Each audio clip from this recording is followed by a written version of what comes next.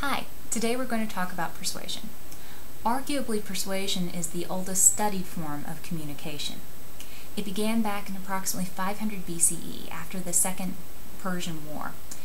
If you've seen the movie 300, the Second Persian War began with the Battle of Thermopylae, in which the 300 Spartans held off the Persian army at the Hot Gates.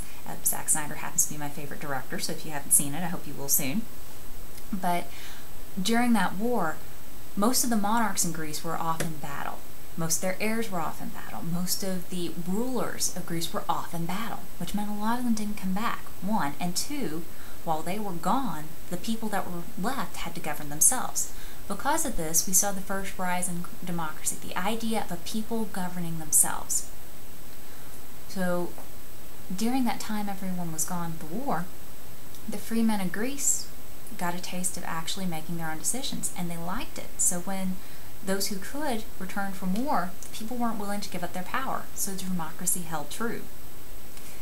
Now, when the soldiers did return from war, there were disputes over land. The record keeping wasn't the best at the time, so there were questions as to where the property lines were, or just who owned that piece of property altogether. To settle these disputes, all the free Greek men would gather in an amphitheater, which was like our football stadium, a place with a lot of seats and a big grassy plain in the center. And the two men who were debating about a piece of land would stand side by side and argue for it. Now, the person who won the land was not always the person who had the best claim. They were the person who made their argument most eloquently. A group called sophists, who fancied themselves to be traveling teachers of wisdom, took notice of this and started picking apart what makes someone an eloquent speaker, what makes them entertaining, what makes them appeal to a crowd. And from this they developed what they called the study of rhetoric, which they defined as the art of persuasion. Now, notably, also about this foundation of rhetoric and the study of communication, it's something that universities pay homage to now. Most universities have built a quad somewhere on their campus, a large grassy plain that is surrounded by a place of gathering. So what you'll have on most modern campuses is, again, that nice grassy area, and it'll be surrounded by academic buildings, but it's usually headed by one building that is a place of gathering in which everyone has equal claim.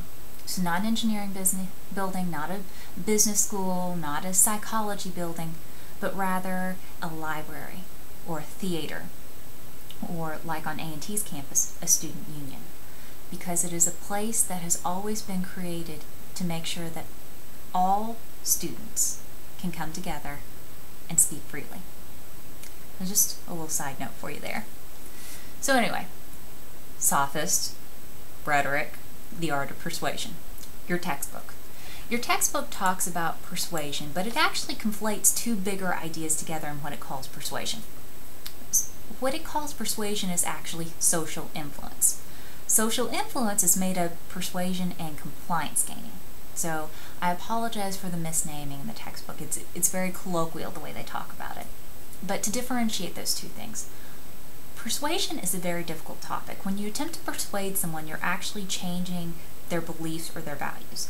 This is extremely difficult to do because in order to change someone's beliefs or values, you change part of the core of who they are. You actually will send them into an identity crisis. It might be minor, it might be major. But persuasion is very difficult. Most people don't want to be persuaded. They're actually afraid of that large change. So because of this, even getting someone to really focus on your argument and pay careful attention is a difficult thing. What is much easier to do is gain compliance, which is just getting someone to do what you're asking. Get them to do their job, turn in their homework, go out and vote for me. All those things are compliance gain. You just have to have them on board for the short amount of time it takes for the task to be completed. And when would you engage in persuasion versus compliance gain? Well, persuasion happens when there's a question of fact, value, or policy. A question of fact, that which is right or wrong about the nature of reality. We deal with questions of fact a lot in religion. Is there a God? Does the supernatural exist? Is there life after death? Most people have a very strong belief about this, to most individuals, there is a definite right and wrong answer about these questions of reality. They are facts to them. But, as we know, what is fact to most people differs in these larger nature of reality ideals. And so when you are engaging in a religious conversation in which you're trying to convince someone to believe what you believe, you're dealing with a question of fact and of persuasion. A question of value is another time in which persuasion must take place. This is when you're debating what is right and what is wrong. We see a lot of persuasive communication right now going on with this idea of homosexual marriage. Should marriage be kept strictly between a man and a woman? If we are going to define marriage in that way, well then is it fair to deny people of the same sex who want to join a union the same rights as we would a man and woman who are married? What's right? What's wrong?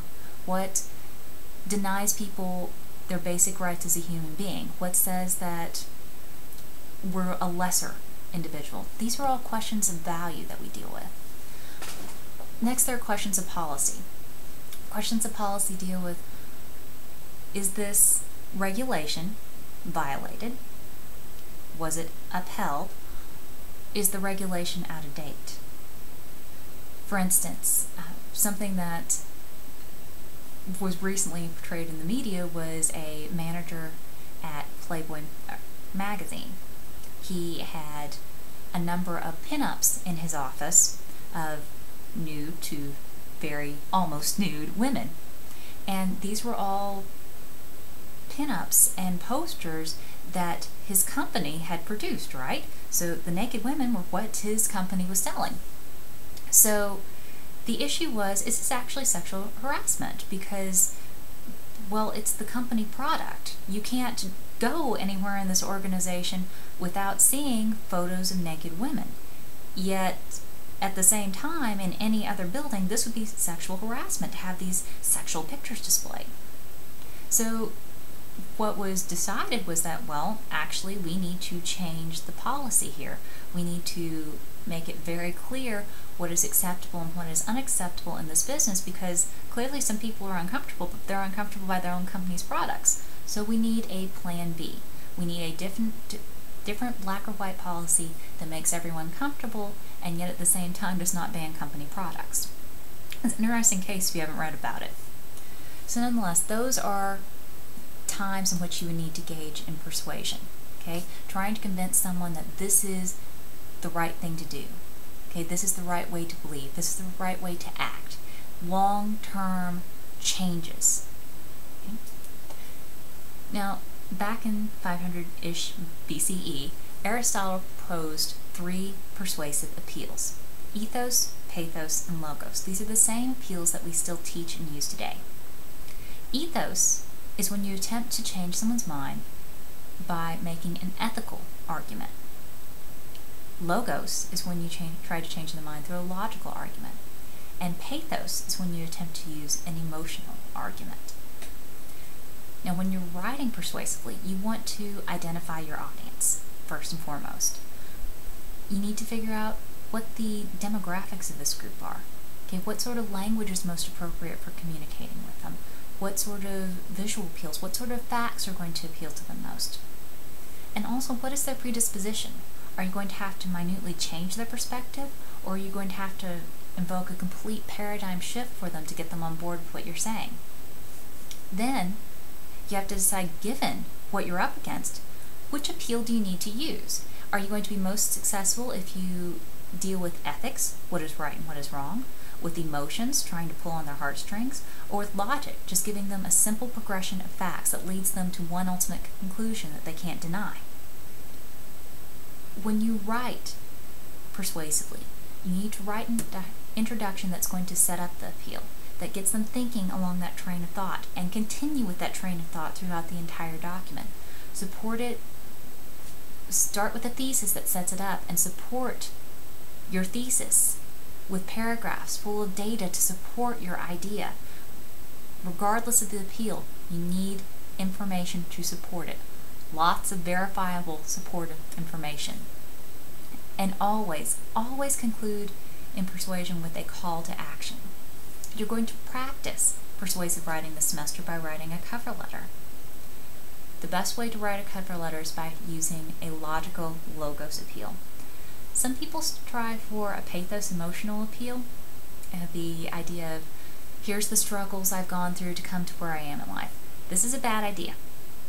And this is not to belittle any struggles that anyone has been through, but what the modern literature tells us is that when future employers read these cover letters which talk about all the struggles someone has been to, they may be very, very impressed.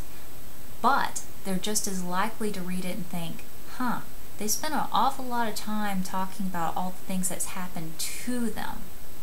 Are they going to be one of those individuals that, if we did hire them, it's going to be all about what was being done to them?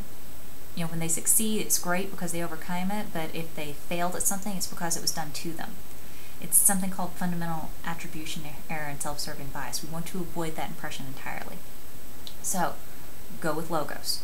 You want to make a logical argument based on the data at hand, which is facts about you, that make it clear that you are the absolute best choice for the job. No questions asked. When they are done reading that cover letter, their conclusion should be, wow, clearly I need to hire this person. Okay? Now, a quick note on compliance gaining.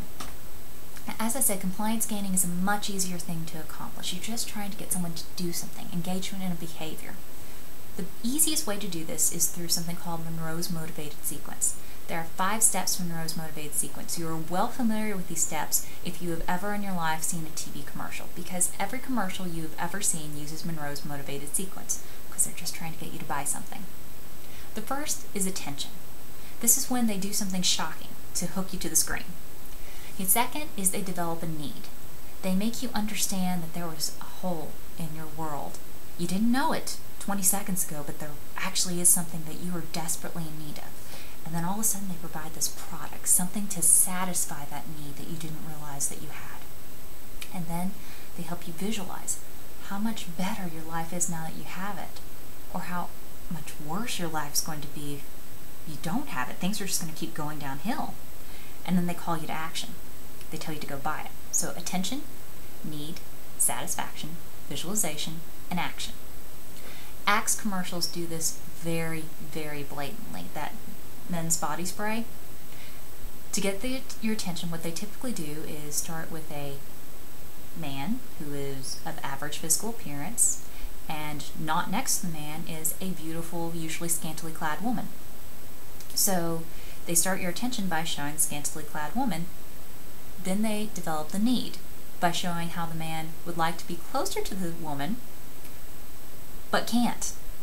Okay, sad thing, right? So then they satisfy that need by going, Axe body spray, and they spray it on him, and then all of a sudden, she's right there next to him.